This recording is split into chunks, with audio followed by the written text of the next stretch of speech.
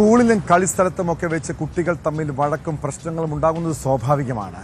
അത് പിന്നീട് അവർ തന്നെ പരിഹരിച്ചോളും. കുറച്ചു കഴിഞ്ഞ് പഴയതുപോലെ കൂട്ടും കൂടും. എന്നാൽ മാതാപിതാക്കൾ ഇത്തരം വഴക്കിൽ ഇടപെട്ടാലാണ് പ്രശ്നം വഷളാകുന്നത്. മലപ്പുറം വണ്ടൂരിൽ ചെറിയ കുട്ടികളുടെ വഴക്കിനെ തുടർന്നുണ്ടായ സംഘർഷം അക്രമത്തിൽ കലാശിച്ചു. സംഭവത്തിൽ 3 പേർക്ക് പരിക്കേറ്റു. BJP പ്രവർത്തകരായ 3 യുവാക്കൾക്കാണ് പരിക്കേറ്റത്. ആക്രമണത്തിന് പിന്നിൽ CPM-കാരാണെങ്കിലും ഇതിൽ രാഷ്ട്രീയമില്ലെന്നാണ് പോലീസ് പറയുന്നത്.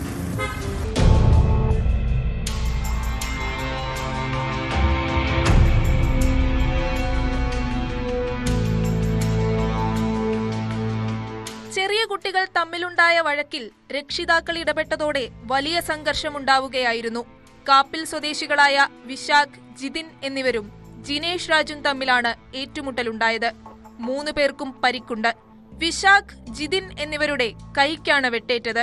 കഴിഞ്ഞ ദിവസം രാത്രി 8:45 കാപ്പിലങ്ങാടിയിൽ വെച്ചായിരുന്നു സംഭവം.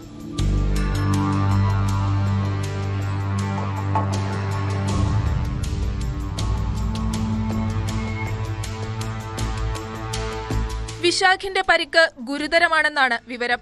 വിശാഖിനെയും ജിതിനെയും ആദ്യം വണ്ടൂരിലെ സ്വകാര്യ ആശുപത്രിയിലും തുടർന്ന് പെരിന്തൽമണ്ണയിലെ സ്വകാര്യ ആശുപത്രിയിലും പ്രവേശിപ്പിച്ചു. ഇരുവരും BJP പ്രവർത്തകരാണ്. ആക്രമണത്തിന് പിന്നിൽ CPM പ്രവർത്തകനാണെന്ന് BJP ആരോപിച്ചു.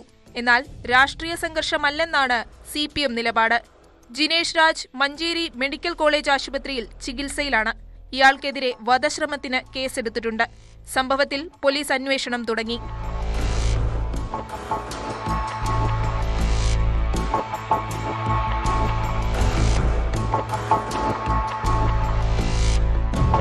ന്യൂസ് 18 മലപ്പുറം.